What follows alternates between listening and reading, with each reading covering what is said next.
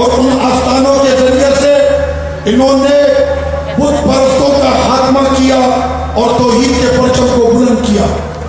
عندما نذكر المدرسة الصوفية لابد أن نذكر المدرسة التي قادها الشيخ عبد القادر الجيلاني. تو اگر ہم بات کریں اس مدرسے کی کہ جس نے تصوف کا سب سے بڑا کام کیا تو وہ مدرسہ ہمارے سردار سیدنا شیخ عبد القادر جیلانی کا مدرسہ ہے. هذه المدرسة التي خرجت أجيالا راسخة بالعلم والمعرفة والقوة. تو اس مدرسے سے فارغ ہونے والے صرف علم حدیث اور قرآنی نہیں بلکہ شیخ عبد القادر جیلانی نے اپنے شاگردوں کو زمانے کا ببر شیر بنایا تھا. حيث كان يدرس أكثر ما يزيد على 13 علما من العلوم الشرعية والكونية. 13. اور فاضل رضی اللہ عنہ کے مدرسے میں 13 علموں سے زیادہ علوم پڑھائے جاتے تھے. وهذا الذي أهل المنتسبين إليها في حمل الدعوة والجهاد في سبيل الله لتخليص بيت المقدس من أيدي الفراجة. اب ان لوگوں میں جن میں اہلیت تھی غوث پاک رضی اللہ عنہ کے دربار میں کہ علم کے ساتھ ساتھ ہمت اور قوت اور شجاعت جن کے پاس تھی، ارے یہی تو وہ لوگ ہیں کہ جنہوں نے ان فرنگیوں کو یورپ سے مار کے باہر نکالا. حيث انضووا تحت لواء جيش صلاح الدين الأيوبي والذي يذكر وقيل أنه أخذ الطريق من سيد عبد القادر الجيلاني.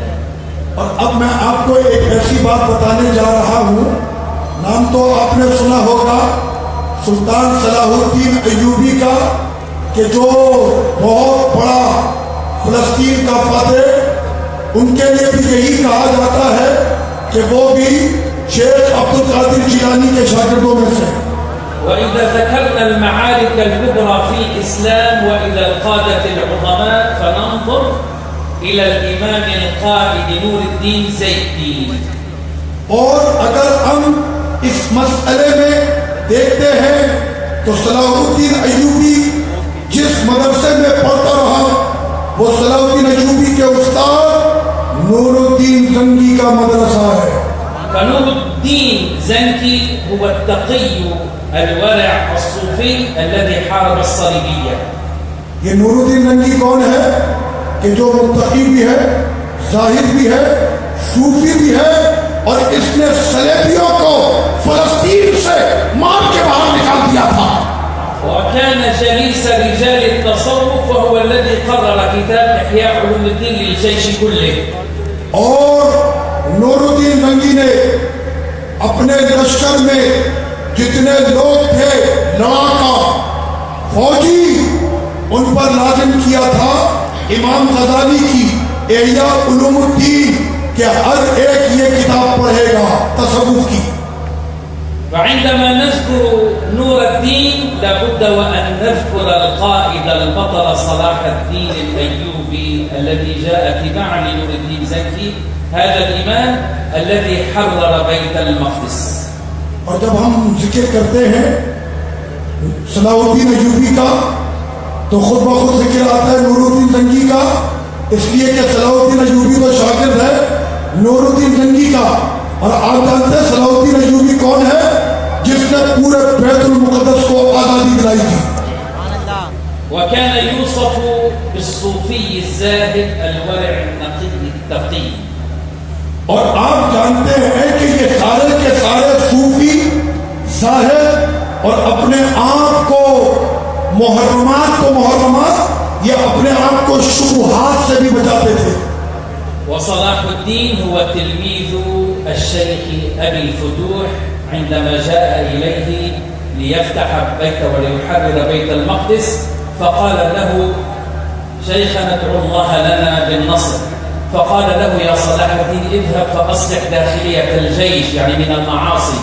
أنا أذكر قصة له من المعاصي، فذهب وأغلق دور الشرب للخمور والزنا، ثم جاء إلى شيخي وقال ادعوا الله لنا بالنصر، فرفع يديه الشيخ وقال اللهم رب صلاح الدين انصر صلاح الدين.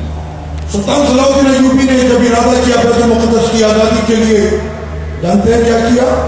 اپنے مرشد کے پاس آئے، کہا مرشد میرے لیے دعا کرے اللہ تعالیٰ مجھے فلسطین اور بیت المقدس کی آزادی عطا فرمائے.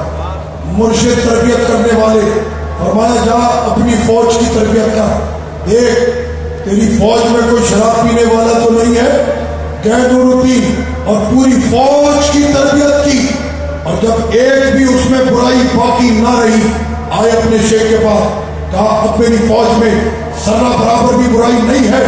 اب ہاتھ اٹھے مرشد کے، اے اللہ میرے صلاح الدین کی مدد فرما. ولا بد أن نذكر أن هذا السلطان الصوفي عندما حرر بيت المقدس وكان الصليبيون قد قتلوا وسفكوا دماء 10,000 طفل وامرأة، 10,000 من الأطفال والنساء، فدخل ليجلس فجاءت امرأة نصرانية وقالت إني داخلة عليك، فقال وما ذاك؟ فقالت جيشك أخذ طفلي فأقسم أن لا يشرب الماء حتى يأتوا بطفلها، فلما أتوا بطفلها سجد لله شاكرا.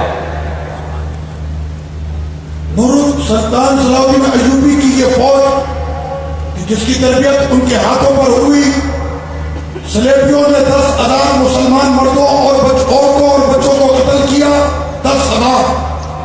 لیکن ایک عورت آئی صلاح الدین ایوبی کے پاس اور وہ کہتی ہے کہ مجھے بھی آپ، وہ عیسائی تھی، کہنے لگی میں بھی اسلام لانا چاہتی ہوں. آپ نے فرمایا تیرے اسلام لانے کا سبب؟ کہا کہ میرا بچہ اس حال میں کہ آپ کی فوج کے ہاتھ میں پہنچ چکا، مجھے ڈر تھا کہ کہیں اس کو مار دیا نہ جاتا، تو ہم نے جب آپ کی فوج سے مطالبہ کیا تو آپ کی فوج کو ہم نے پانی بھی پیش کیا تو انہوں نے پانی نہ پیا، پہلے میرے بچے کو مجھے واپس کیا، بڑی محبت کے ساتھ پھر لیا ہے پانی.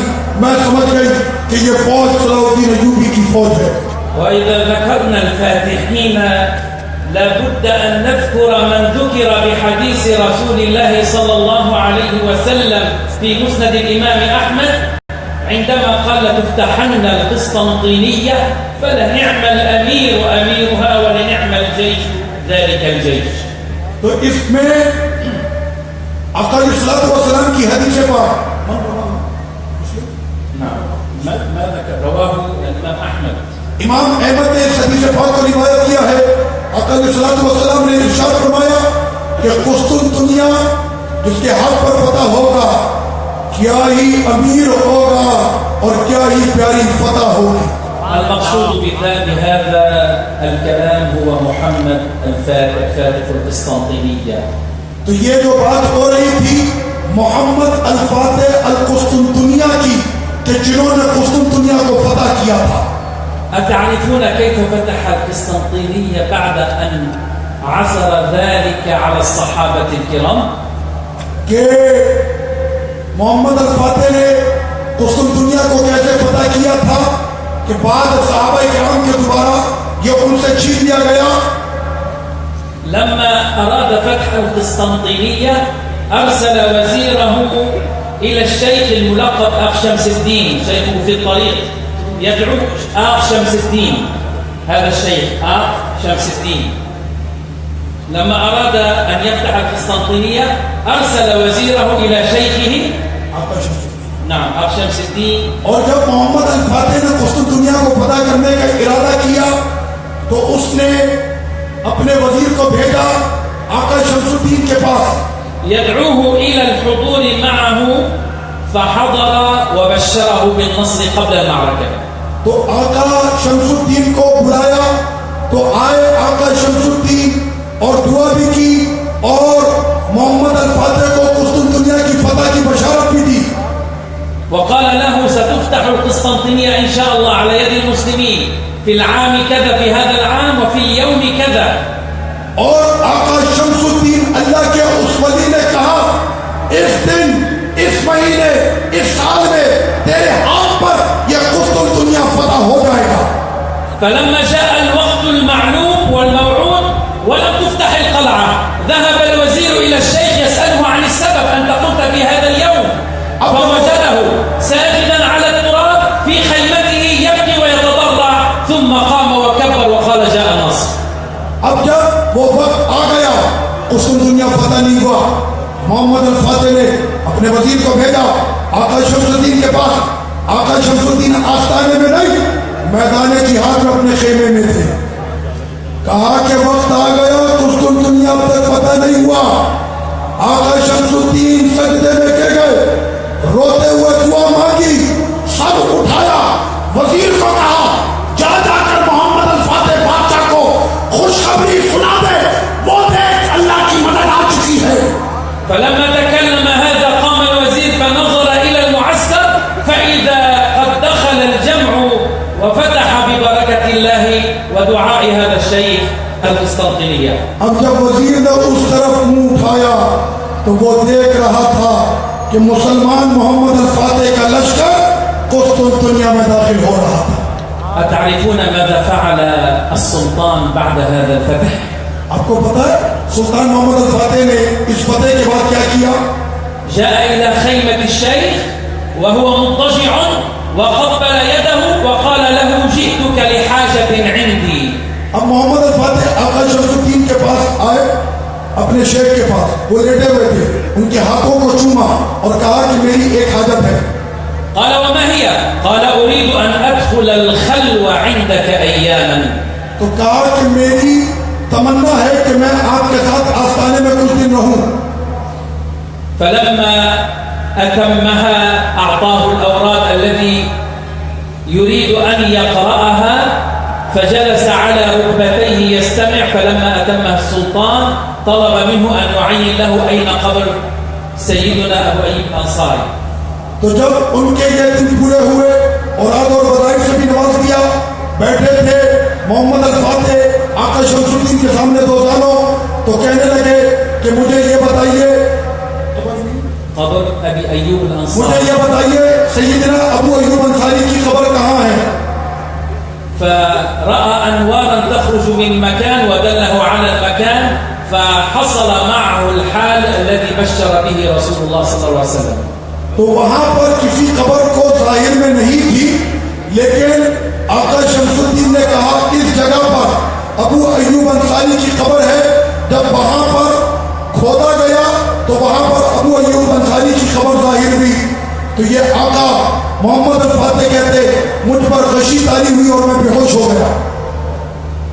ثم إذا ذكرنا حرب التتار والمغول كيف انتهكوا بلاد المسلمين وانتهكوا بغداد، فنجد أن الإمام أبي الحسن الشاذلي وهو مرجع الصوفية الشاذلية كان قائد الحملة التي حبست لويس التاسع في المنصورة.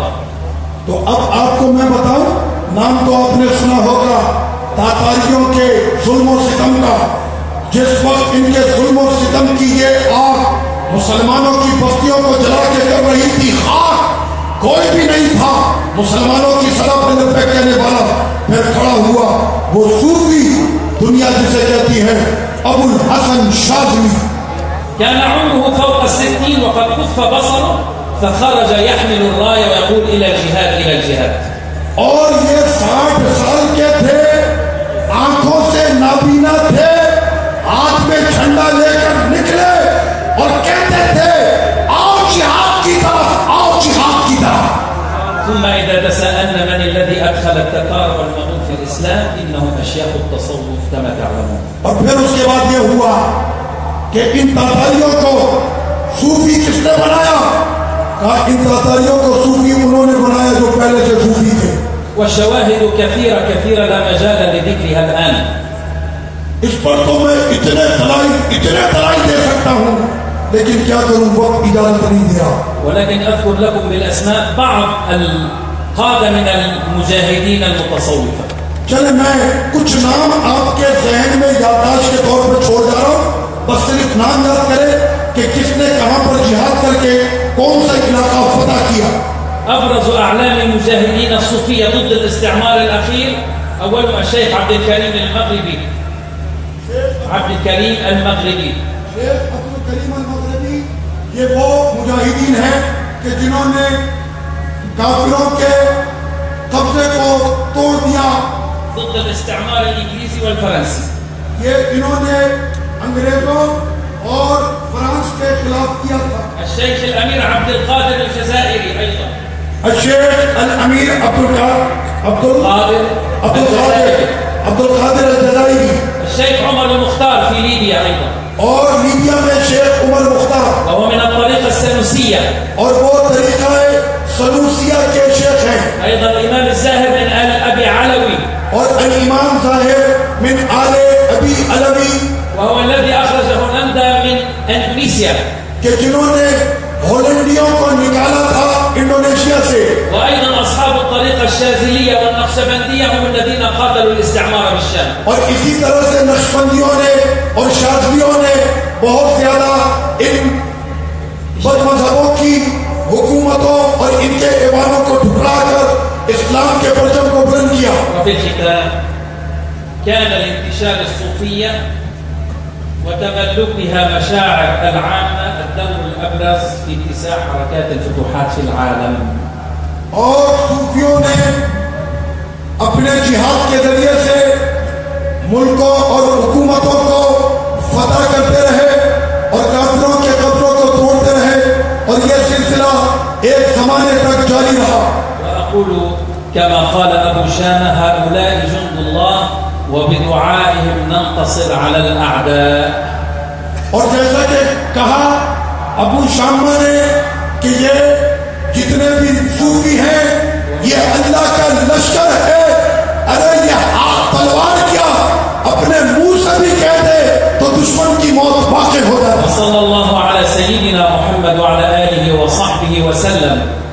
وصلى الله وسلم على سيدنا محمد وعلى آله وصحبه وسلم. قولوا معي لبيك لبيك يا رسول الله. لبيك لبيك يا رسول الله. لبيك لبيك يا رسول الله. لبيك لبيك يا رسول الله. لبيك لبيك يا رسول الله. لبيك لبيك يا رسول الله.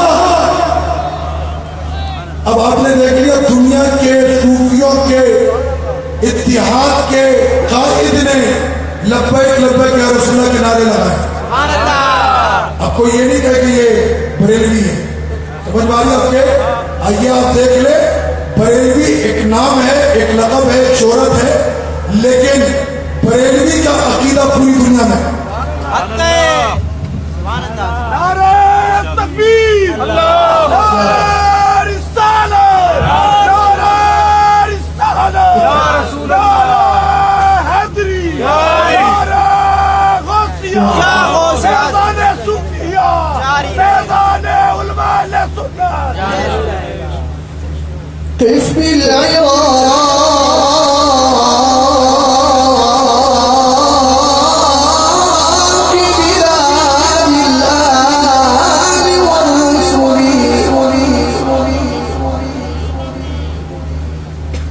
قف بالعراق بلاد الآل والرسل عين العقول وعين العلم والعمل. قف بالعراق وعظم شانه أبدا. إن العراق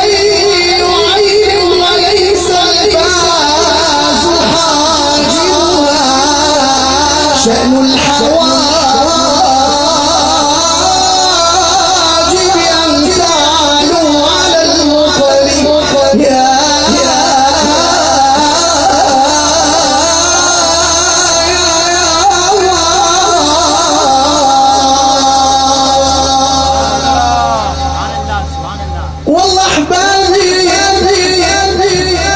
والله عيوني تردم درب السياسي ما مروا يا مصعب يوم فرجاهم يا ضايا يا اي والله ما مروا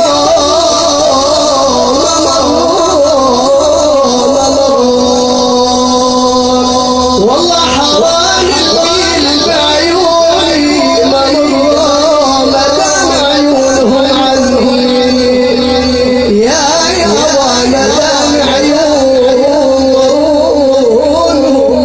عني يا نبي سلام عليك يا رسول سلام عليك يا حبيب سلام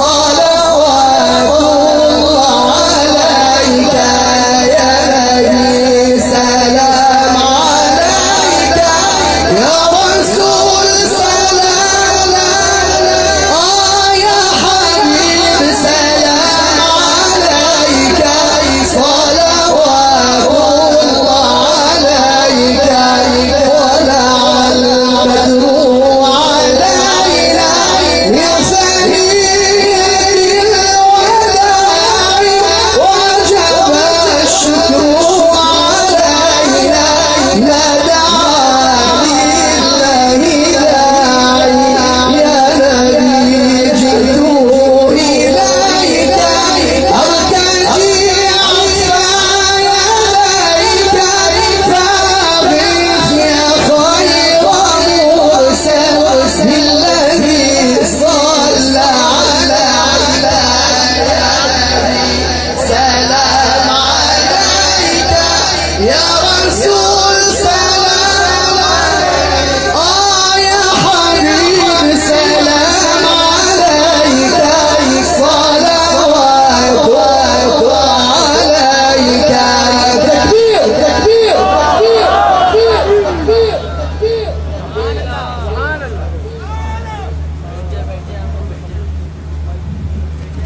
أشكر بالنيابة عنك الأخ الدكتور الشيخ رياض بدر على كلمته والأخ الشيخ حمدي كنزو على أنشودته. मैं शुक्रिया अदा करता हूँ डॉक्टर शेख रियाज बाजू का कि उन्होंने बेहतरीन कलाम यहाँ पर पेश किया, हमदी कंजू का कि जिन्होंने बड़ी प्यारी नात और आकर इस्लाम की बारगाह में सलाम पढ़ा। أريدكم في المرات القادمة عندما يطرأ عليكم سؤال ألا تذهبوا لأحد يجيبكم قبل أن يجيبكم الصوفي. पहले भी मैंने कई मरतबा इस बात का जिक्र किया कि आप लोग कभी भी किसी के पास ना जाया करें, सबसे पहले उस मसले का जवाब आप सूफिया से ले लिया करें। الصوفية علماء بالشريعة وعلماء بالحقيقة. इसलिए कि जो सूफिया हैं वो शरीयत के भी आलिम हैं और वो तरीक़त के भी आलिम हैं। نشر الأدعياء أنه لا يجوز أن يبنى مسجد على قبر. इसलिए कि जो झूठे सूफी बने हुए हैं वो मना करते हैं कि कब्र के साथ मस्जिद ना बनाई जाए। مدعين بوجود حديث فهموه غلطا और वो हदीस पाक पेश करते हैं, उनकी तो समझ ही गलत है। لعن الله اليهود والنصارى اتخذوا قبور أنبيائهم مساجد.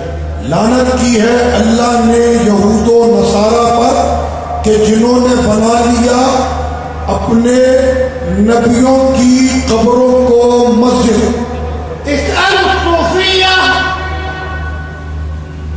عن حكم بناء المساجد على القبور. तो पूछो सूफियों से क्या हुक्म है कि मस्जिद बनाई لا تسألوا غيرهم لأنهم يفهمون الأحاديث خطأ.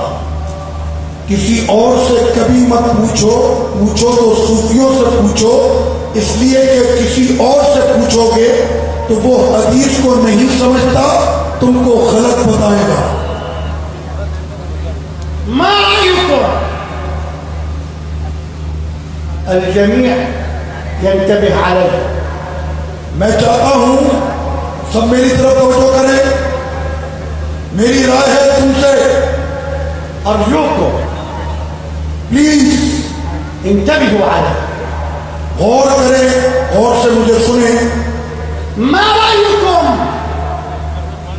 أنه يجوز إقامة المساجد على القبور بنص القرآن الكريم؟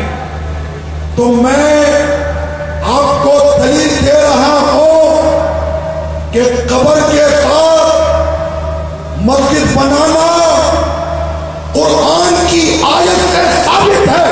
كلكم يعلم هذا الحكم لكنه لا ينتبه إليه. اور تم میں سے ہر ایک اس حکم کو جانتا ہے، بس توجہ نہیں کرتا. أتذكرون سورة الكهف إخواني؟ اے میرے بھائیوں، سورہ کہف جانتے ہیں؟ أنتم تقرؤونها كل جمعة. آپ ہر جمعے کو پڑھتے ہیں. في سورة الكهف لما عثروا على أصحاب الكهف اصحاب کہف کہ جب وہ آئے اپنے غار میں اور جب پایا گیا ان کا غار، قال الذين غلبوا على أمرهم، ان لوگوں نے کہا کہ جنہوں نے غلبہ پایا کہ ہم شباب اے جوانوں انتبهوا، غور کرو، قالوا ابنوا عليهم بنيانا. تو پہلی قوم نے کہا کہ ہم ان اصحاب کہف پر عمارت بنائیں گے. قال الذين غلبوا على أمرهم لنتخذن عليهم مسجدا. تو اللہ تعالیٰ نے جس قوم کو غلبہ عطا فرمایا تو انہوں نے کہا کہ اللہ کے ان پیارے بندوں پر ہم ضرور مسجد بنائیں گے. قل الله أكبر. بولو اللہ اکبر. الله أكبر. الله أكبر. لنتخذن عليهم مسجدا. تو ہم ضرور بنائیں گے ان پر مسجد.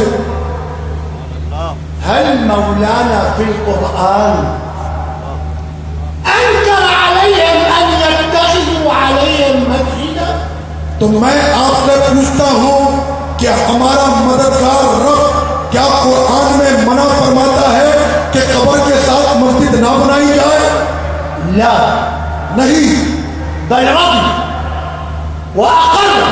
بلکہ اس کے اس بات اور اس کو ہاں میں فرمایا، ولم يذكر أن فعلهم هذا منكر. اور نہیں ذکر فرمایا قرآن میں کہ تمہارا یہ کام جائز نہیں.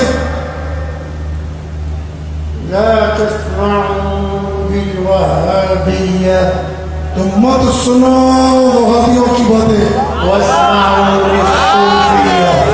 سنو صوفیوں کی. نعرہ رسالت، نعرہ رسالت، نعرہ حیدری، نعرہ غوثیہ، نعرہ سنت. الحمدللہ.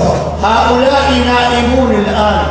مجھے ایسا لگ رہا ہے صرف یہ سامنے والے سمجھے پیچھے ہو أريد نہیں من سمجھے. الجميع أن يردد لبيك يا رسول الله. کھڑے ہو کے، کھڑے ہو کے، کھڑے ہو کے. لبیک یا رسول اللہ.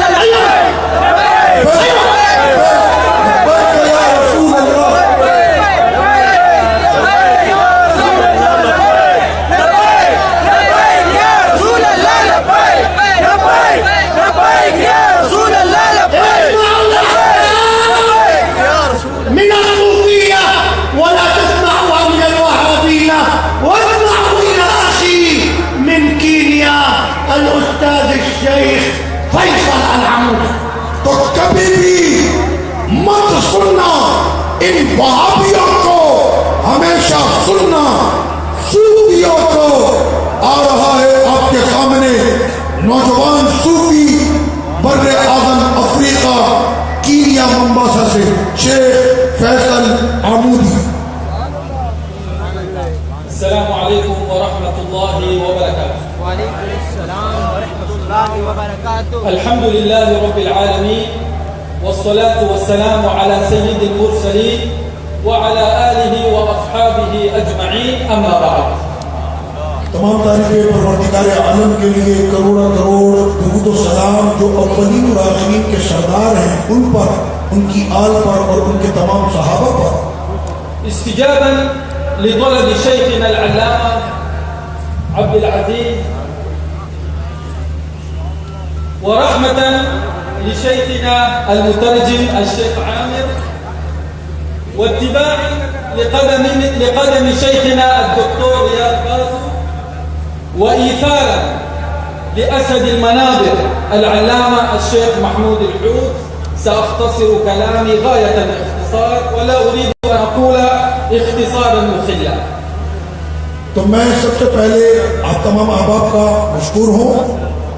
میرے مربی فضیلت الشیخ ڈاکٹر عبدالعزیز الخطیب جو کہ اس کانفرنس کے صدر ہیں، ڈاکٹر ریاض بازو جو میرے محسن ہیں، عامر اخلاق شامی جو میرے محسن ہیں، اور ہم سب کے وہ سب سے زیادہ فضیلت والے ہمارے ڈاکٹر محمود ناصر الحوت جو عرب کے سب سے عظیم خطیب ہیں.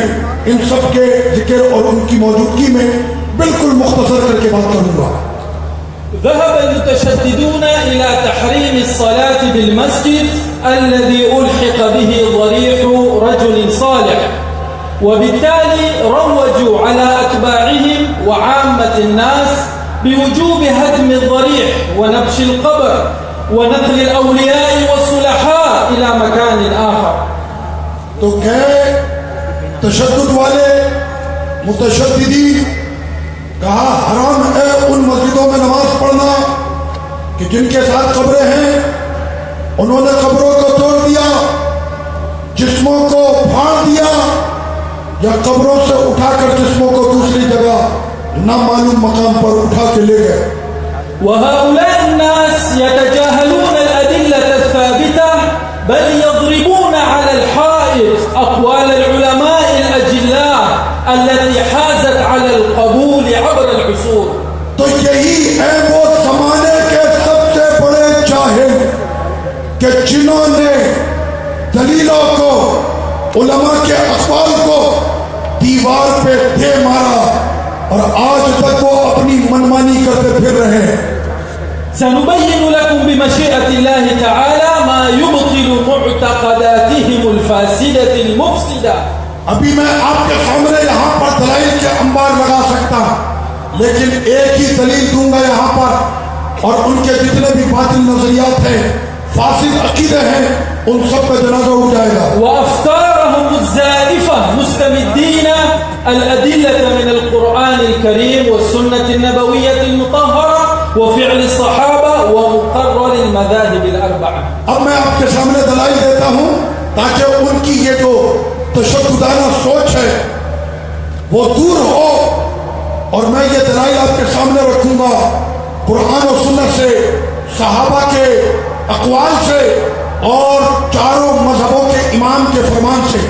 فمن القرآن الكريم قوله تعالى، وكما سبق شيخنا العالم الجليل أن ذكر هذا الدليل من قوله تعالى: فقالوا ابنوا عليهم بنيانا ربهم أعلم بهم قال الذين غلبوا على أمرهم لنتخذن عليهم مسجدا. تو سب سے پہلے قرآن مجید کی آیت کریمہ کہ جو ہمارے فضیلت الشیخ ڈاکٹر عبدالعزیز خطیب نے آپ کو پہلے بھی سنا دی، کہ سورہ کہف کی وہ آیت کہ جب کہا انہوں نے کہ ہم اس اصحاب کہف کے غار پر، یعنی ولیوں کا غار ہے، اصحاب کہف کے غار پر ہم بلڈنگ بنائیں گے اور اللہ تعالیٰ نے جس قوم کو غلبہ عطا فرمایا اس نے کہا ہم اس پر مسجد بنائیں گے. ولا حاجة لإعادة وجه الاستدلال. اب میں سمجھتا ہوں کہ حضرت شیخ نے بڑی تفصیل کے ساتھ گفتگو کر دی ہے, دوبارہ اس پر استدلال اور بحث کی اب میں سمجھتا ہوں ضرورت نہیں. لكن يحتاج أن ننبه أن المسجد قد يراد منه المبنى المخصوص وقد يراد مكان السجود. وفي الآية لم يرد الله تعالى مكان السجود بل أراد الله تعالى المبنى المخصوص بدليل المقابلة من قوله تعالى فقالوا ابنوا عليهم بنيانا. ابھی دربار غوث اعظم سے فضیلت الشیخ متولی مقام سید خالد الگیلانی وہ اس وقت لائن پر موجود ہیں. نام سے تفضل. سبحان اللہ.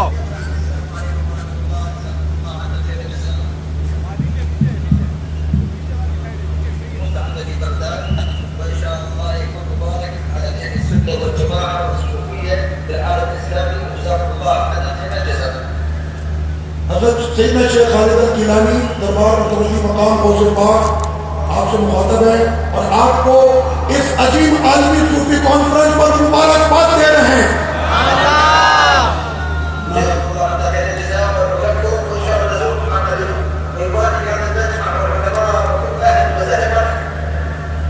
اور انشاءاللہ تعالیٰ دعا فرما رہے کہ ہماری آج کی یہ عالمی صوفی کانفرنس اہل سنت و جماعت اور صوفیہ کے اتحاد کے لیے بہت بڑی کارنامہ ثابت ہوگی انشاءاللہ.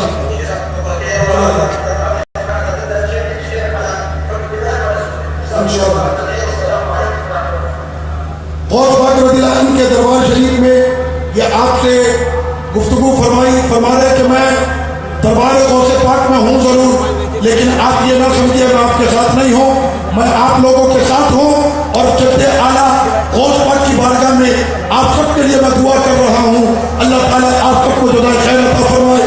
یہ عالمی صوفی کانفرنس سنیوں کے اتحاد کے لیے ایک بہت بڑی سبیل بننے والی ہے.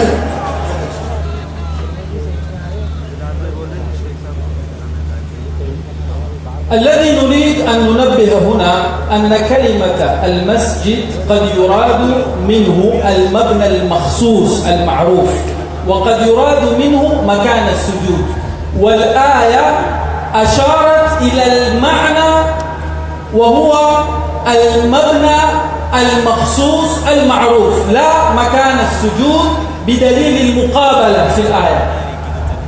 بہت پیاری بات فرمائی, توجہ سے اگر سمجھ لیں, بہت پیاری بات ہے. قرآن کی آیت سے استدلال یاد ہو جائے تو انشاءاللہ وادیوں کا جنازہ ہوگا, یاد کریں.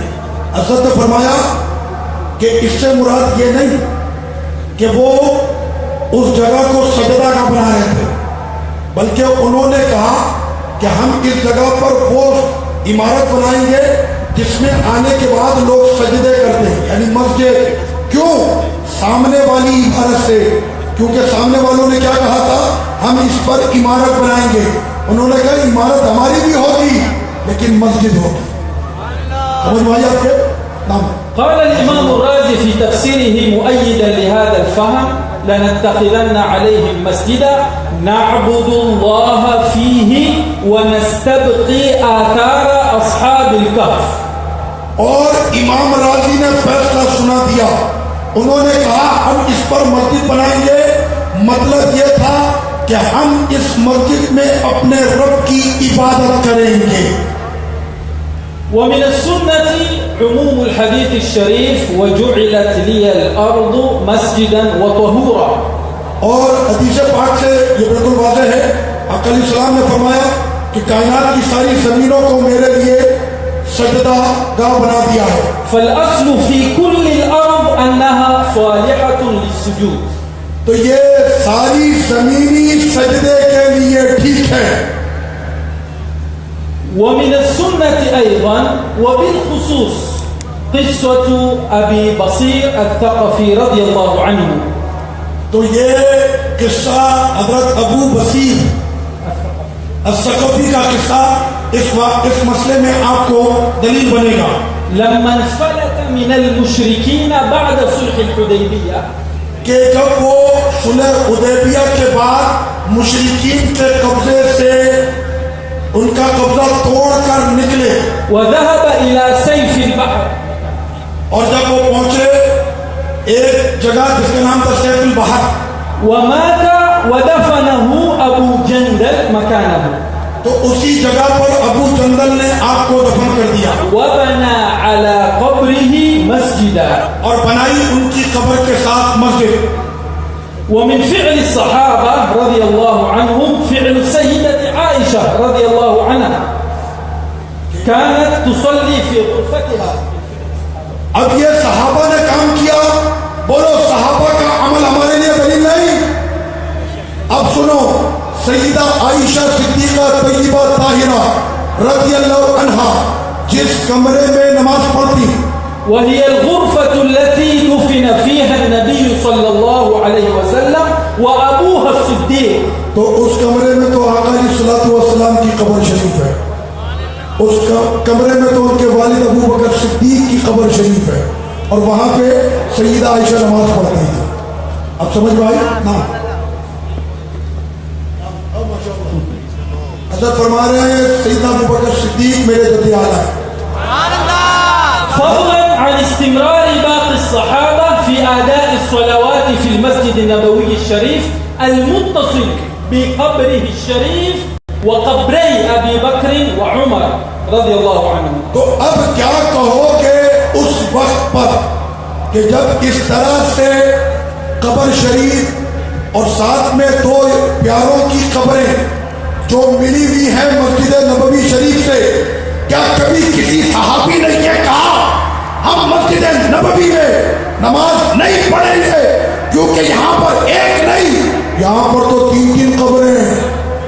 والإمام مالك رضي الله عنه ذكر اختلاف الصحابة في مكان دفن الحبيب صلى الله عليه وسلم فقال تو سیدنا امام مالک رضی اللہ تعالیٰ عنہ نے اختلاف کیا ہے اس مسئلے میں کہ آقا علیہ الصلوۃ والسلام کا جسم مبارک یہاں پر موجود ہے آپ کی قبر شریف کے بارے میں. فقال ناس يدفن عند المنبر وقال آخرون يدفن بالبقيع فجاء أبو بكر الصديق فقال سمعت رسول الله صلى الله عليه وسلم يقول ما دفن نبي قط إلا في مكانه الذي توفي فيه.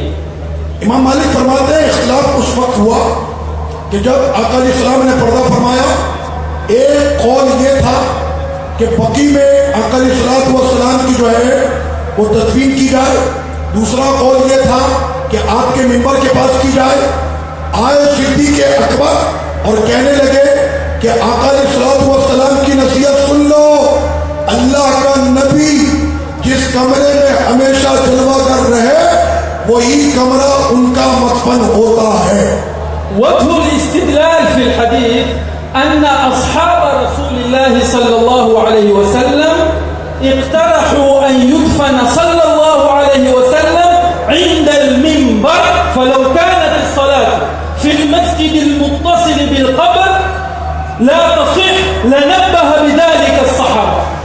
تو اب سنیں, صحابہ نے اس بات پر اعتراض نہیں کیا کہ منبر کے پاس دفن نہیں کرنا کیونکہ یہ مسجد ہے, مسجد میں قبر نہیں ہو سکتی, اس پر اختلاف نہیں ہوا, بلکہ انہوں نے اس بات کو مانا کہ ابو بکر صدیق نے فرمایا نبی اسی جگہ پر مدفون ہوتے ہیں جہاں پر وہ رہتے ہیں, یہ سرکار کا حکم ہے.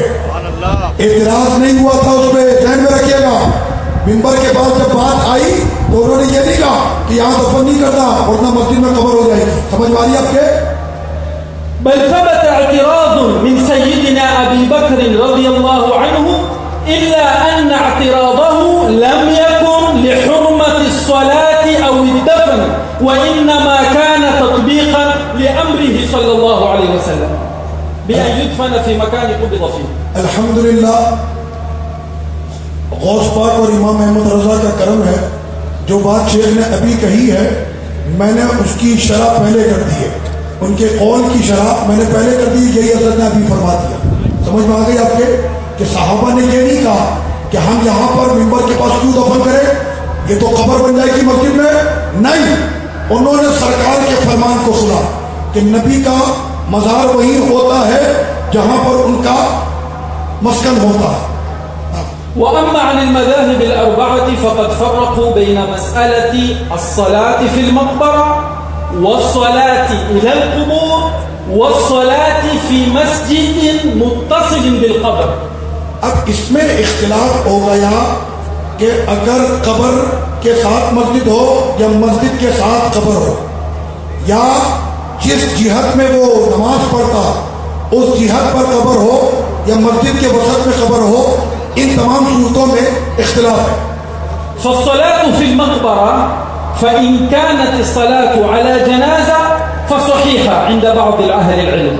بعض اہل علم کے نزدیک اگر نماز جنازہ قبرستان میں ادا کی جائے تو ٹھیک ہے. أما بقية الصلوات فاختلف فيها على أقوال. اور اب رہا کہ بقیہ جو احوال ہیں ان میں اختلاف ہے. فذهب الحنفية إلى كراهة الصلاة في المقبرة. تو حنفیوں نے فرمایا کہ قبرستان میں جنازہ پڑھنا مکروہ ہے. والمالكية إلى جواز الصلاة في المقبرة في المشهور عندهم. اور مالکیوں کا جو مشہور قول ہے ان کے نزدیک قبرستان میں جنازہ پڑھنا جائز ہے. والشافعية إلى تحريم الصلاة في المقبرة المنبوشة. اور شافعیوں کے نزدیک ایسے قبرستان میں کہ جہاں پر قبریں کھل گئی اور لاشوں کی بو یا ان کے جسموں کے پھٹنے کے آثار نظر آئے، ایسے قبرستان میں نماز جنازہ پڑھنا حرام ہے. وكراهتها في غير منبوشة. اور مکروہ ہے اگر وہاں پر قبریں کھلی بھی نہ ہوں تو وہاں پر نماز پڑھنا مکروہ ہے. وذهب الحنابلة والظاهرية إلى تحريم الصلاة في المقبرة مطلقا. حنبلیوں اور ابن ظاہریہ والظاہر، حنابلہ اور ظاہریہ کے نزدیک قبرستان میں مطلقاً جنازہ پڑھنا بالکل جائز ہے.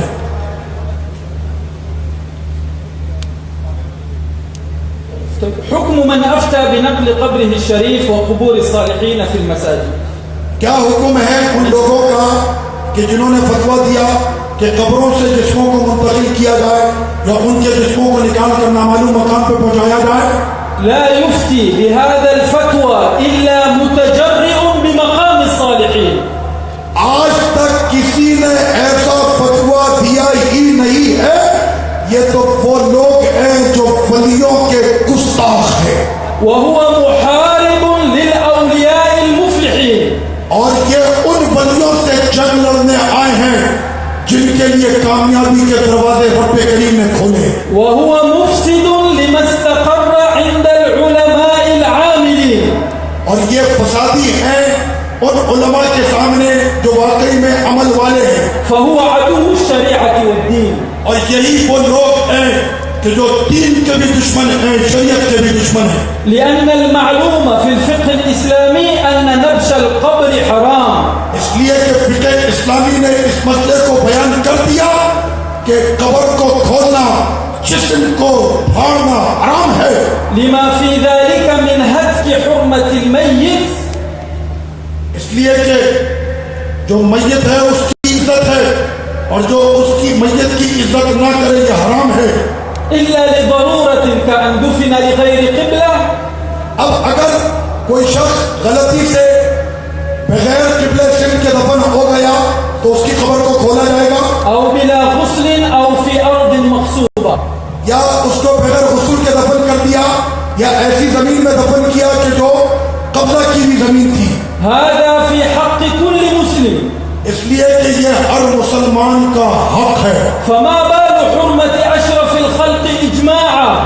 تو کیا شان ہوگی کہ جس پر پوری انسانیت جن کے قدموں پہ قربان ہو، وأزكاهم إيمانا.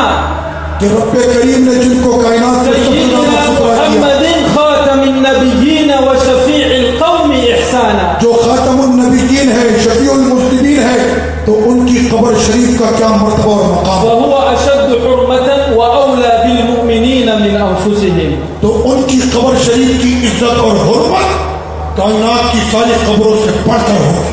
ختاما لا تظنن أن هذه الورقات قدمت إلى مسامعكم لأجل توجيهكم نحو العمل، بل لتثبيت التطبيق العملي الموجود في فطرة الشعب الباكستاني العظيم. تو میں یہ صرف آپ کو سنانے کے لیے نہیں آیا، میں بتانے آیا ہوں سنو عمل کرو. لیکن میں پاکستانیوں کو جانتا ہوں، یہ صوفی ولیوں کی مزاروں کی حفاظت کرنے والے ہیں، قبروں کی حفاظت کرنے والے ہیں، یہ ولیوں کے ماننے والے ہیں. فالقلوب جنود مجندة فما تعارف منها ائتلف وما تناكر منها اختلف وصلى الله على سيدنا محمد وعلى آله وأصحابه أجمعين.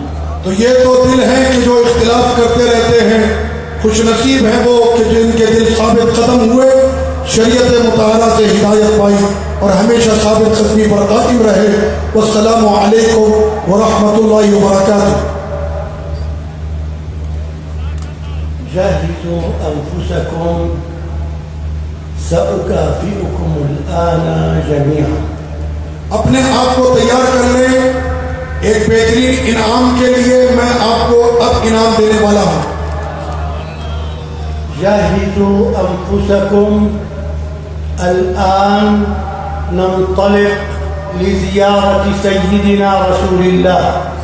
اپنے آپ کو تیار کر لو، عنقریب ہم اب پہنچنے والے ہیں آقا علیہ الصلوۃ والسلام کی زیارت کے لیے. من يريد أن يشارك في الزيارة فليرفع يده. کون ہے کہ جو آقا علیہ السلام کی زیارت کا ارادہ رکھتا ہاتھ اٹھائے. الصلاة والسلام الصلاۃ والسلام الصلاة والسلام الصلاۃ والسلام الصلاة والسلام الصلاة والسلام عليك عليك وعلى يا سيدي يا رسول الله وعلى آل بيتك الطيبين الطاهرين. تفضل بیٹھ جائیں. مكافأة لكم سنزور هذا الحبيب الآن، لكنني كنت أسأل واحدا في الحرم لما حججت، هل زرت النبي؟ أنت هنا من كم عام؟ قال ولدت هنا.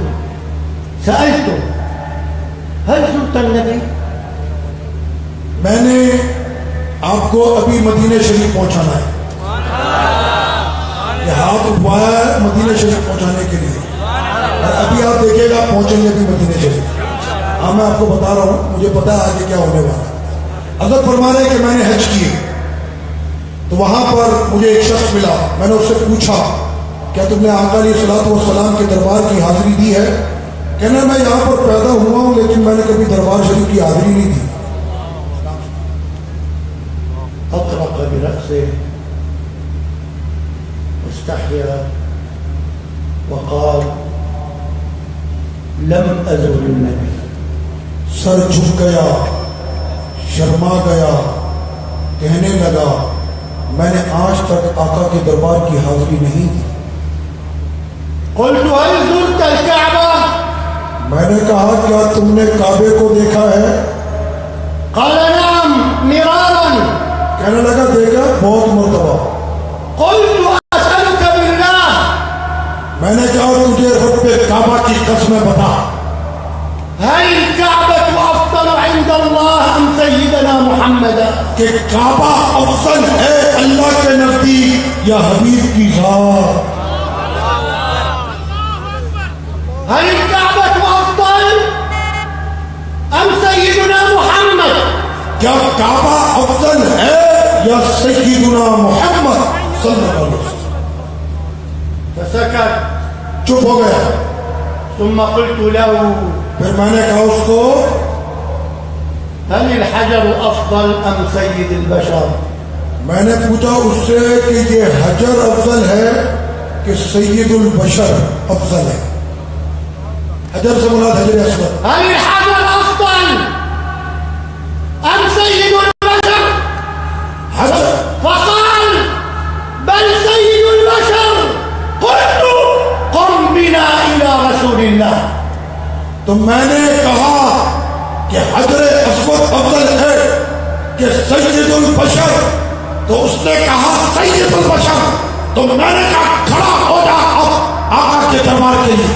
قم بنا لننفذ الآية القرآنية ولو أنهم إذ ظلموا أنفسهم جاءوك. اور قرآن کی اس آیت کو اپنے اوپر لازم کر لے. فرماتا ہے رب کریم، اے گناہگارو جو تم نے اپنی جانوں پر ظلم کیا، آ جاؤ میرے حبیب کی بارگاہ میں. جاءوك من أقصى البلاد. آ جاؤ چاہے تم دنیا کے آخری کونے میں ہی کیوں نہ ہو. هل تنكر أن الله قال جاءوك؟ کیا تم میں سے کوئی انکار کر سکتا ہے؟ آ جاؤ حبیب کے پاس. تعالوا بنا نزور رسول الله مع أسد المنابر في حلب، آ جاؤ. مع عالمها وسيدها سيدنا الإمام الشيخ الدكتور محمود الحوت الحلبي الحسين. آ جاؤ اب ہم جائیں گے مدینہ شریف کی جانب. اور اب آ رہا ہے منبروں کا شیر. جب وہ کرج عرب میں تو وہابیوں کے ایوانوں میں زلزلے آ جاتے ہیں. وہ گرجنے والا سنیوں کا شیر خطیب اعظم عرب فضیلت الشیخ ڈاکٹر محمود ناصر الحوت آپ کے سامنے خطاب فرمائیں گے. میں کہتا ہوں طبیعت سے ایک نعرہ ہونا چاہیے. میں نے ابھی تک نعرہ نہیں لگوایا، اب میں لگواؤں گا. نعرہ تکبیر، نعرہ رسالت، نعرہ رسالت، نعرہ خاصیہ، پیز رضا، پیز رضا. علماء اہل سنت، علماء اہل عرب، خطیب اعظم عرب، خطیب شام، خطیب حلب، شیخ ناصر، ڈاکٹر ناصر. بسم الله الرحمن الرحيم. يا ربنا لك الحمد أبد الآبدين ودهر الداهرين.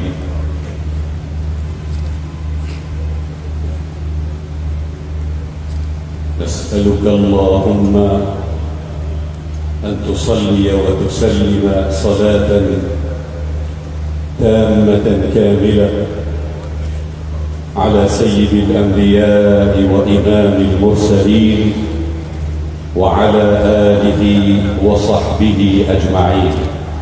اللہ کے نام سے شروع جو بڑا مہربان رحمت والا. تمام تعریفیں اس بات پروردگار کے لیے کہ جس نے اپنے محبوب کو کتنی بلندی اور کیا شان عطا فرمائی. ہم دعا کرتے ہیں اپنے رب سے کہ یا اللہ ہمارے آقا علیہ الصلوۃ والسلام کے دربار میں کروڑا کروڑ رحمت و رضوان کے پھول برسا. ان کے تمام آل اور ان کے تمام صحابہ پر اپنے کرم کی بارش فرما. قبل أن نحث الخطى إلى طيبة الفيحاء والمدينة الغراء ويثرب الخضراء أجيب على السؤال الذي طرحه أخي فضيلة الشيخ العزيز والذهب الإبريز الشيخ عبد العزيز. أيهما أفضل؟ هل الكعبة المشرفة أفضل أم سيد الخلق وحبيب الحق؟ حضرت نے اپنے خطاب کے شروع میں حمد و صلات کے بعد ارشاد فرمایا کہ ابھی ہم چلتے ہیں اس شہر کی جانب کہ جو عزتوں میں سب سے عزت والا شہر ہے، شہر مدینہ کی جانب. پھر حضرت نے فرمایا کہ یہ بتاؤ کعبہ افضل ہے کہ سید الوجود آقا علیہ السلام کی ذات بابرکات؟ هذا السؤال أجاب عنه الإمام ابن عقيل الحنبلي رحمه الله.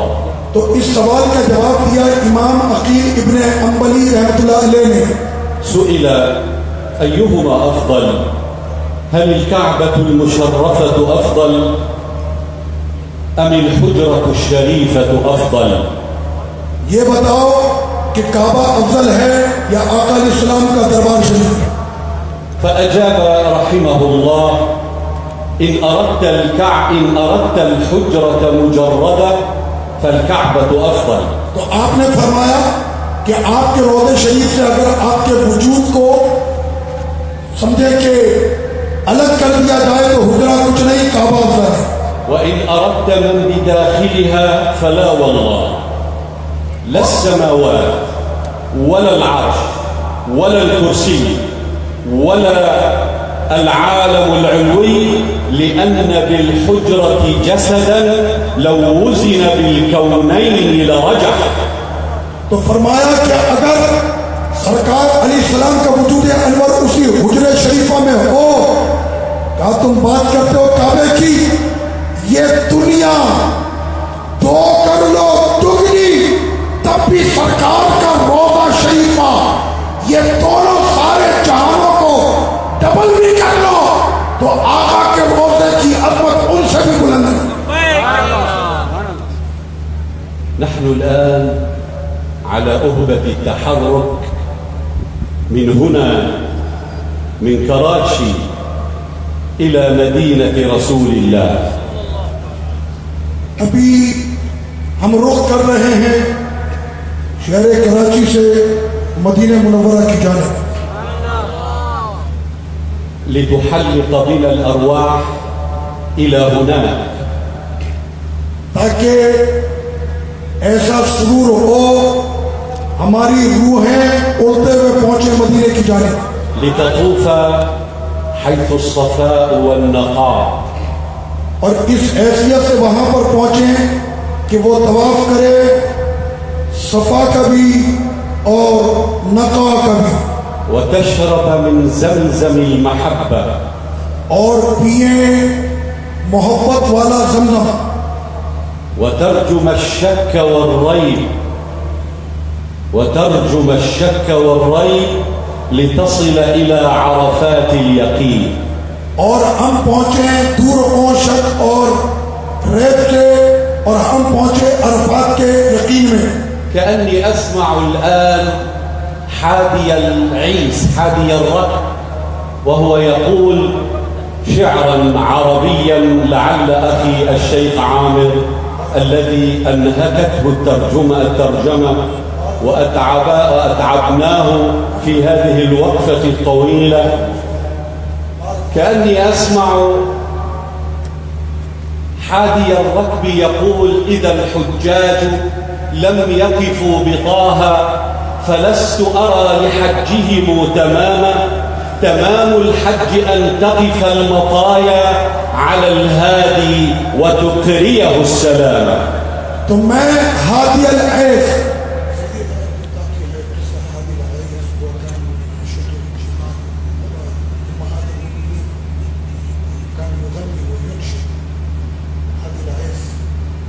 لا هذه يعني من باب الخيال.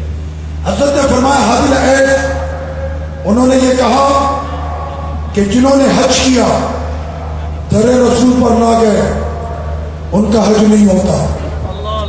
اس لیے کہ حج تو ہوتا ہی اس کا کہ جو مناسک حج کرنے کے بعد آیا روضہ رسول پر کھڑا ہوا ادب سے جس نے سلام پڑھا اسی کا حج ہو گیا. منذ 20 يوما على التمام كنت أمام المواجهة الشريفة حيث رسول الله صلى الله عليه وسلم. 20 دن پہلے مجھے یہ شرف حاصل ہوا میں آقا علیہ الصلوۃ والسلام کے دربار شریف میں تھا. سألني أحدهم هل زرت قبر النبي؟ تو مجھ سے کسی نے پوچھا کیا آپ نے آقا علیہ الصلوۃ والسلام کی قبر شریف کی زیارت کی؟ قلت له لا، أنا ما جئت لأزور قبر النبي. تو میں نے اس کو کہا کہ میں یہاں پر نہیں آتا حضور کی قبر شریف کی زیارت کے لیے، إنما جئت لأزور النبي صلى الله عليه وسلم. میں تو یہاں پر آتا ہوں اپنے نبی کی زیارت کے لیے، لأن النبي صلى الله عليه وسلم حي في قبره الشريف. اس لیے کہ ہمارے نبی کریم وہ اپنی تمام تر قوت اور طاقت کے ساتھ زندہ ہیں اپنی قبر شریف میں. أليس هو القائل صلوات الله عليه ما من مسلم يسلم علي إلا رد الله علي روحي حتى أرد عليه السلام. تو کیا اس ذات نے یہ نہیں فرمایا ان پر درود و سلام کہ جب بھی کوئی مسلمان مجھ پر درود بھیجتا اللہ تعالیٰ میری روح کو مجھ پر لوٹا دیتا اور میں اس کے سلام کا جواب دیتا. أليس هو القائل صلوات الله عليه الأنبياء أحياء في قبورهم؟ کیا یہ نہیں سنا ان سے جن پر درود و سلام ہو انبیاء اپنی قبروں میں زندہ ہوتے ہیں؟ أليس هو القائل يوم الإسراء والمعراج مررت على موسى يوم أسري بي أو ليلة أسري بي فرأيت موسى حيا قائما يصلي في قبره الشريف. تو کیا آپ نے معراج کے قصے میں نہیں سنا؟ معراج کی رات آقا علیہ الصلوۃ والسلام نے دیکھا سیدنا موسیٰ علیہ السلام کو وہ اپنی قبر شریف میں کھڑے ہو کر نماز پڑھ رہے تھے. لذلك كره الإمام مالك بن أنس إمام دار الهجرة أن يقول الحاج أو الزائر أن يقول زرت قبر النبي. لا تقل زرت قبر النبي، إنما قل زرت النبي صلى الله عليه وسلم. اور جب حضرت سیدنا امام مالک رضی اللہ تعالیٰ عنہ سے پوچھا کہ کیا کہیں گے کہ قبر کی زیارت کی، فرمایا نہیں بلکہ کہو میں نے اپنے نبی کی زیارت کی. ومع كل هذا جاءت تلك الفرق الضالة التي وصلتنا بالابتداع. اب آیا وہ گمراہوں کا گروہ جس نے ہمارا نام رکھا کہ ہم بدعتی ہیں، وزعموا أن زيارة النبي صلى الله عليه وسلم والتبرك بآثاره وتسييده والصلاة عليه خلف الأذان ومدحه الشريف والاحتفال بذكر مولده صلوات الله عليه بدعة لا أصل لها في ديننا. اب ان لوگوں نے یہ کہنا شروع کیا جن کے نزدیک جائز نہیں ہے آقا کے زیارت اور تبرک سے برکتیں لینا، سرکار کو سیدنا کہنا، ان پر درود پڑھنا اذان کے بعد اور ان کی نعت شریف پڑھنا اور ان کا میلاد منانا، وہ سب کو ناجائز کہتے ہیں. بل وصل بهم السفه والضلال للجناب المحمدي الشريف إلى أنهم سموا مدينته بالمدينة النبوية بدلا من المدينة المنورة التي تنورت بهجرته ومقدمه صلوات الله عليه. اور ان کی بے وقوفی، گمراہی، انکار کی عادت عقل پہ پڑ گئے. حضور علیہ الصلوۃ والسلام کی ذات سے ایسے منکر سرکار کے شہر کو مدینۃ النبی نام رکھ دیا ہے. میں کہتا ہوں او بے وقوفو، یہ مدینۃ النبی اس کو تم کیوں کہتے ہو؟ اس کا نام ہے مدینۃ المنورہ. فلما رأى ذلك علماؤنا وأشياخنا من السادة الصوفية ورجالات هذه الأمة هبوا دفاعا عن عقائد عقائد المسلمين التي خشي علماؤنا عليها من الزيف والتحريف والتزييف والإضلال. لیکن صوفیہ سوئے نہیں جب یہ بیوقوف جاہل اور گمراہوں کا گروہ سامنے آیا. علم والے صالحین صوفیہ وہ پوری قوت کے ساتھ کھڑے ہو گئے تاکہ وہ آنے والی امت کے عقیدوں کو بچائیں ان گمراہوں کے مفسد عقیدوں سے. والأدلة في دحض شبه أولئك الطغمة وأولئك المتطفلين على مائدة السنة والكتاب الشريف الأدلة كثيرة جمة وغفيرة. اب رہی بات ان گمراہوں کی بے وقوفوں کی ان کو کچھ پتہ ہی نہیں ہے لیکن ہم بات کریں گے اپنی. اگر ہم آقا کے دربار کی زیارت پر دلائل قائم کرنا شروع کریں تو اتنے جمع کریں گے کہ زمین سے آسمان پہاڑ ڈھیر لگا دیں گے. والحقيقة أنه لا داعي لذكر هذه الأدلة لأنها أمور واضحة وضوح الشمس في رابعة النهار. لیکن میں تب بھی یہ کہتا ہوں کہ یہ کتنے بے وقوف ہوں گے کہ جو سرکار کے دربار شریف پر جانے کے لیے بھی دلیل مانگتے ہیں. ارے یہ کام تو اتنا واضح ہے کہ جس طرح سورج کی روشنی میں دنیا ظاہر ہوتی ہے آقا کے دربار پہ جانے کے لیے مسلمان کو کس دلیل کی ضرورت ہے؟ كما قال الشاعر الحكيم وكيف يصح في الأذهان شيء إذا احتاج النهار إلى دليل. كيف يصح في الأذهان أمر إذا احتاج النهار إلى دليل.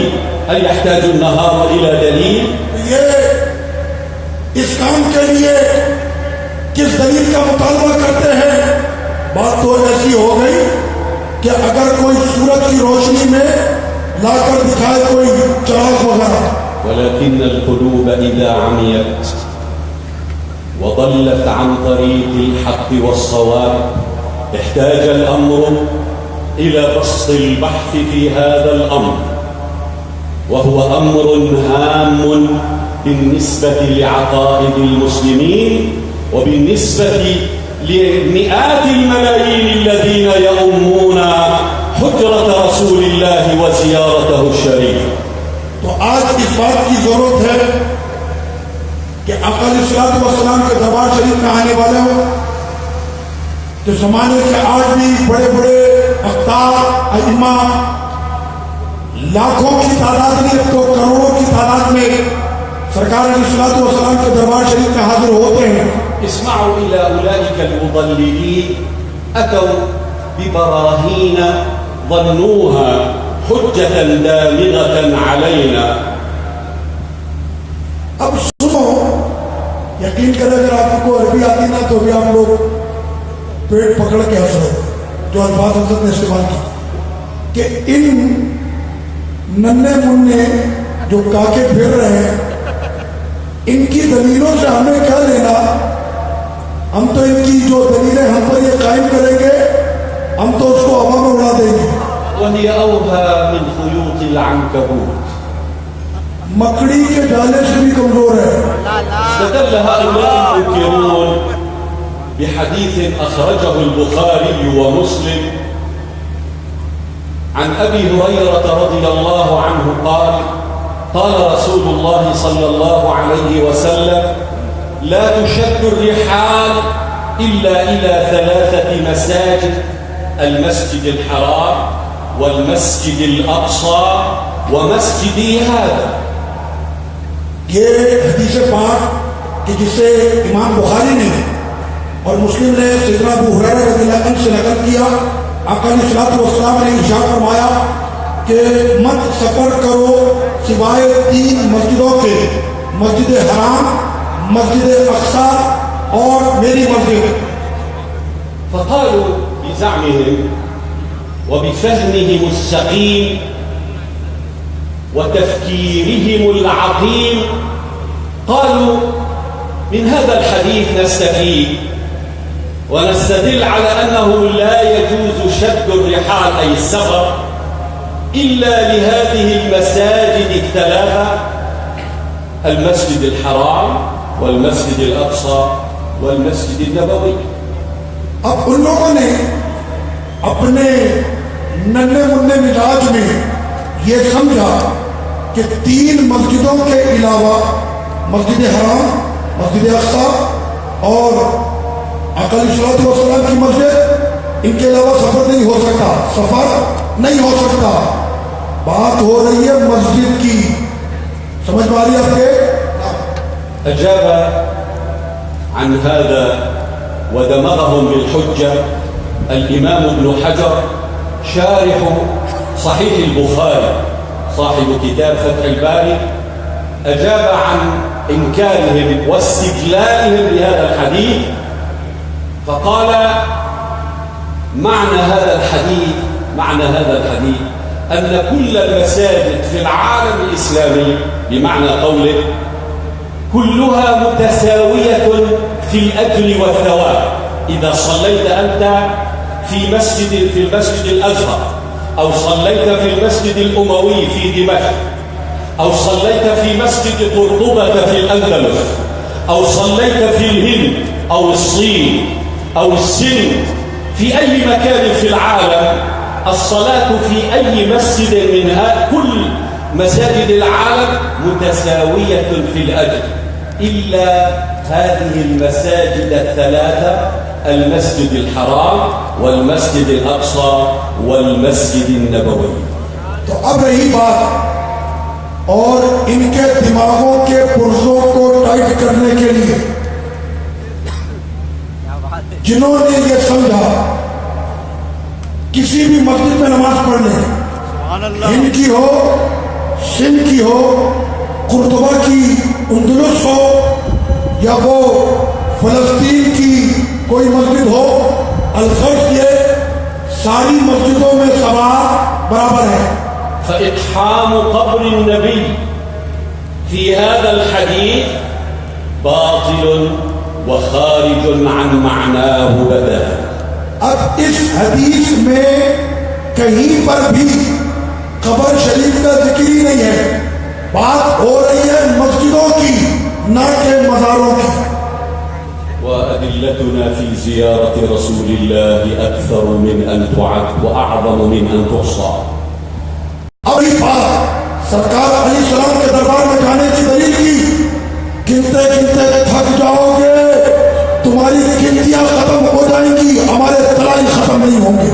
قدم علماؤنا وأساتذتنا الفضلاء قدموا لهذا وتلوا علينا قول الله جل جلاله: ولو أنهم إذ ظلموا أنفسهم جاءوك فاستغفروا الله واستغفر لهم الرسول لوجدوا الله توابا رحيما.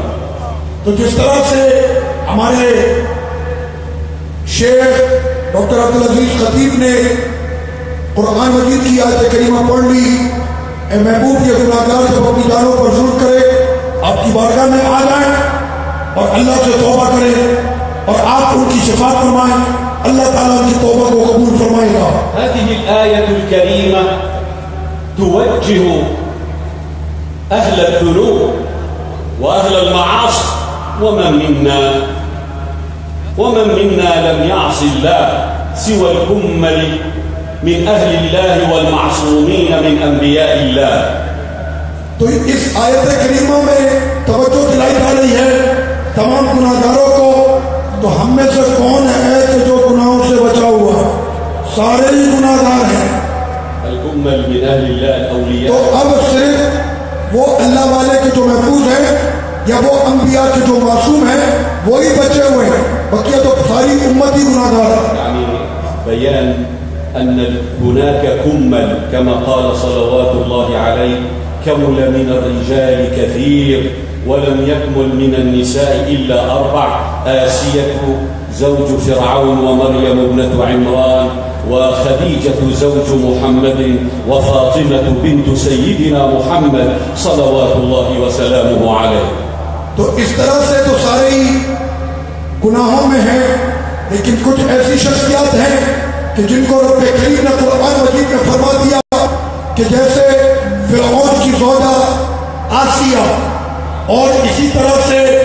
مریم بنت عمران اور فاطمہ بنت محمد اور عائشہ صدیق خدیجہ زوجة النبی صلی اللہ علیہ وسلم. فضل عائشة على سائر النساء كفضل الثريد على سائر الطعام.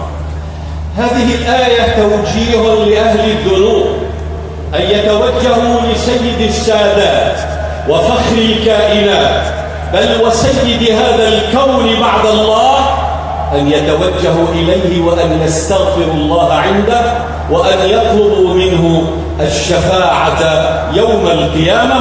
واستغفار رسول الله صلى الله عليه وسلم حاصل، وهو القائل صلوات الله عليه: حياتي خير لكم ومماتي خير لكم، تعرض علي أعمالكم، فإن رأيت خيرا حمدت الله وإن رأيت غير ذلك استغفرت الله لكم. تو اب اس طرح سے آقا علیہ الصلوۃ والسلام کی ذات گرامی کہ آپ صلی اللہ علیہ وسلم نے فرمایا میری زندگی بھی تمہارے لیے خیر ہے، میرا دنیا سے جانا بھی تمہارے لیے خیر ہے. اگر میں تمہارے اعمال مجھ پر پیش کیے جاتے، اگر وہ اچھے ہوتے تو میں اللہ کی حمد کرتا ہوں، اور اگر وہ ٹھیک نہیں ہوتے تو میں رب کریم سے تمہارے لیے بخشش کی دعائیں کرتا ہوں. وكيف ينأى المسلم عن الصلاة في ربض الجنة أو في روضة من رياض الجنة؟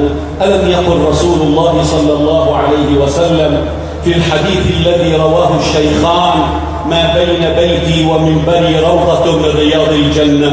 هل ينأى المسلم بنفسه عن أن يزور هذه الجنة؟ هذه الجنة في الأرض ما بين بيته وما بين منبره. تو اب رہا آقا علیہ الصلوۃ والسلام کی دربار کی عظمتوں پر کیا کہنا. کیا کوئی شخص جنت میں جانے سے اپنے آپ کو منع کرے گا؟ آقا علیہ السلام نے فرمایا کہ دنیا کی جنت اگر تم نے دیکھنی ہو تو آ جاؤ، میرے گھر اور میرے منبر کے درمیان جو جگہ ہے یہ جنت کے باغوں میں سے ایک باغ ہے. روى الإمام أحمد بسند صحيح أن النبي صلى الله عليه وسلم قال لمعاذ بن جبل وهو يودعه لأرض اليمن، قال له: يا معاذ، إنك عسى ألا تلقاني بعد عامي هذا، ولعلك أن تمر بمسجدي هذا وقبري. معاذ بن جبل رضی اللہ عنہ کو سرکار علیہ الصلوۃ والسلام نے جب روانہ فرمایا تو ساتھ یہ بھی ارشاد فرمایا کہ جب تم واپس آؤ گے ہو سکتا ہے میری تم سے ملاقات نہ ہو تو تم آنا میری مسجد میں اور میری قبر شریف پر. وكلمة لعل في أصلها تقول للرجاء إلا من الله ورسوله.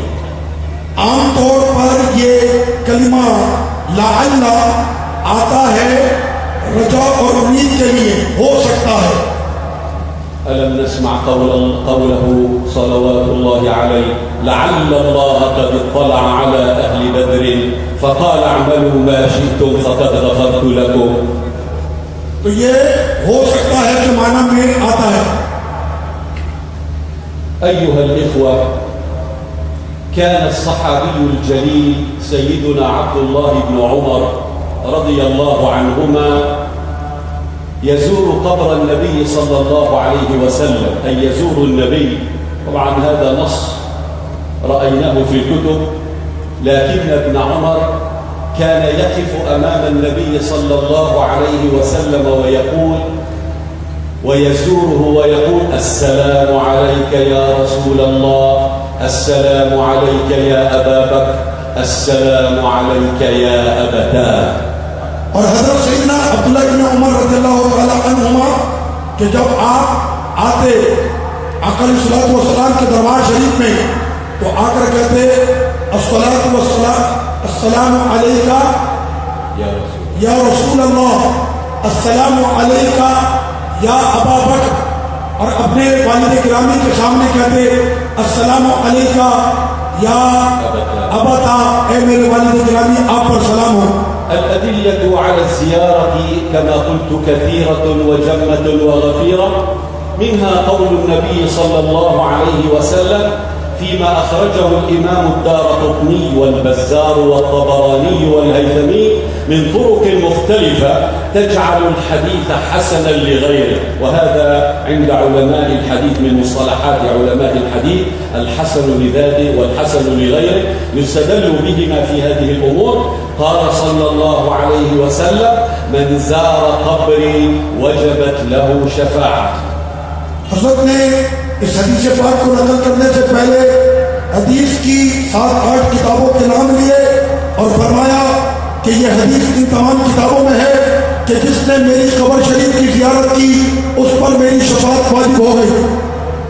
ويقول أيضا عليه الصلاة والسلام: من حج إلى مكة ثم قصدني في مسجدي هذا كتبت له حجتان مبرورتان. آقا علیہ الصلوۃ والسلام نے فرمایا کہ جس نے حج کیا کعبے کا پھر میری قبر شریف کی نیت کر کے آیا تو اس کے لیے 2 مقبول حج کا ثواب ہے.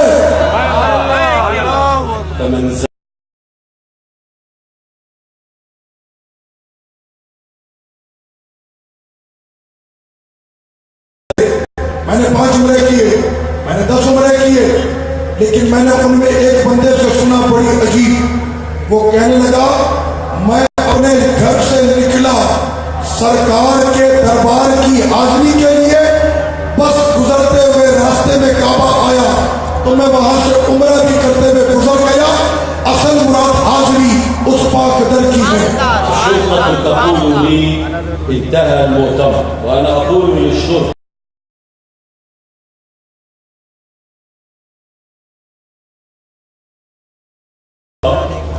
يرزقكم زيارته في هذا العام فتتباركون ويكتب الله لكم عز وجل الهناء والسعادة بشفاعته يوم القيامة.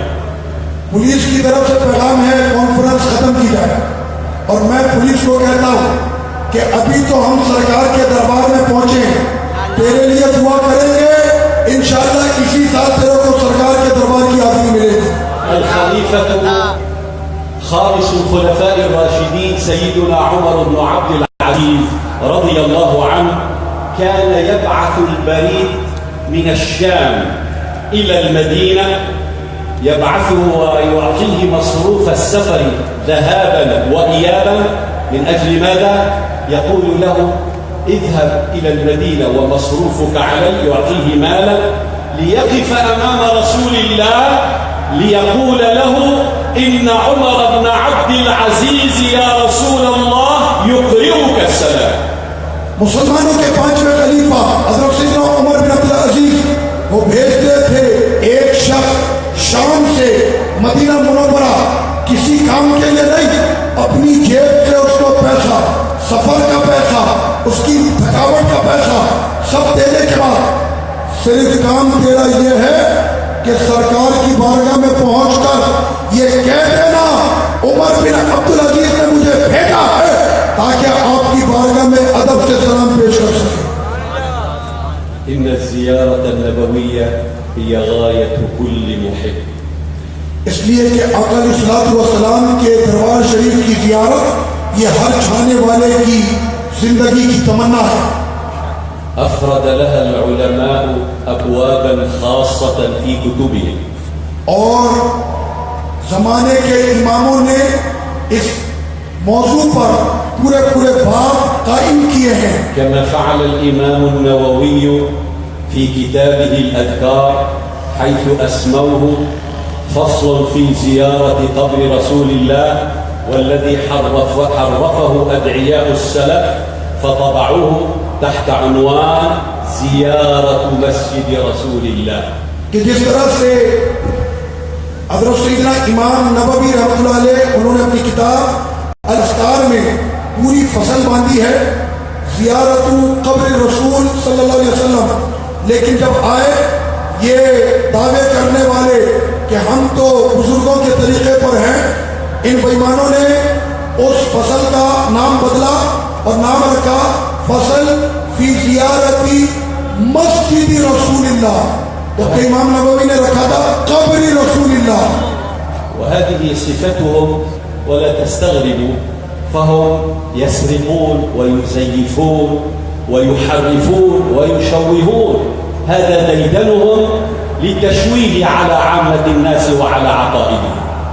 तो उनके पास कोई दलील नहीं, कोई खबर नहीं, उनका काम सिर्फ लोगों के ज़हनों में रखने डालना और उनके अकीदों से खेलना है। فهل يليق بالمسلم الذي أكرمه الله بالوصول للحرمين الشريفين أن يطوف بالكعبة ويسعى بين الصفا والمروة ولا يعرج على كعبة الوجود سيد الوجود صلوات الله عليه؟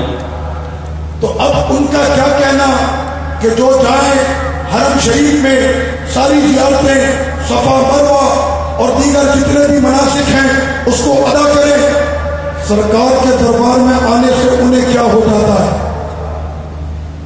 ختاما أيها الإخوة، لقد اشتاق لنا نبينا صلوات الله عليه وذرفت عيناه الشريفتان شوقا وحنينا إلينا، فقال صلوات الله عليه: وددت لو رأيت إخواني، وفي رواية أحبابي، قالوا: أولسنا إخوانك أو أحبابك يا رسول الله؟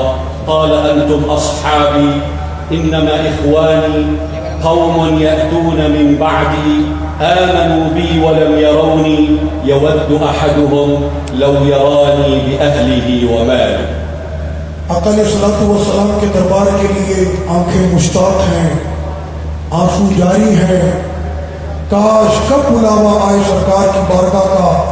सुनो आका का फरमान आप लोगों के लिए, मेरे दिल की बेकरारी मेरे चाहने वालों के लिए। कहने लगे सहाबा हम आपके चाहने वाले नहीं, फरमाया तुम मेरे सहाबा हो, मेरे चाहने वाले तो बाद में आएंगे, मुझ पर ईमान भी लाएंगे, हालांकि उन्होंने मुझे देखा भी नहीं होगा। अस्अलुल्लाह अल-अली अल-कबीर أن يرزقنا زيارة نبيه صلوات الله عليه والحج إلى بيته العتيق، إنه نعم المولى ونعم النصير، والسلام عليكم ورحمة الله وبركاته. मैं दुआ करता हूँ अल्लाह तबारक व तआला वो इज्जत वाला कुदरत वाला हम सबको ये अजर और सआदत अता फरमाए कि इस साल में हम सबको बैतुल्लाह शरीफ की हाजिरी नसीब फरमाए। إخواني الكرام، باسمكم أشكر الأخ الإمام الدكتور الشيخ محمود الحوت على كلمته المباركة. وختاما أذهب معكم إلى الحبيب الأعظم. يا نبي سلام عليك، يا رسول سلام عليك، يا حبيب سلام عليك، صلوات الله عليك.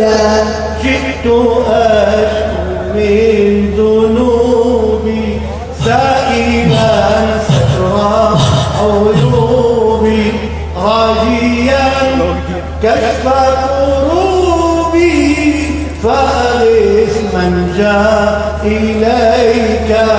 يا نبي سلام عليك، يا رسول سلام عليك، يا حبيب سلام عليك، صلوات الله عليك. جئت أشكو من ذنوبي سائلا ستر عيوبي، راجيا كشف كروبي، فأغث من جاء إليك. يا نبي سلام عليك، يا رسول سلام عليك، يا حبيب سلام عليك، صلوات الله عليك. يا نبي جئت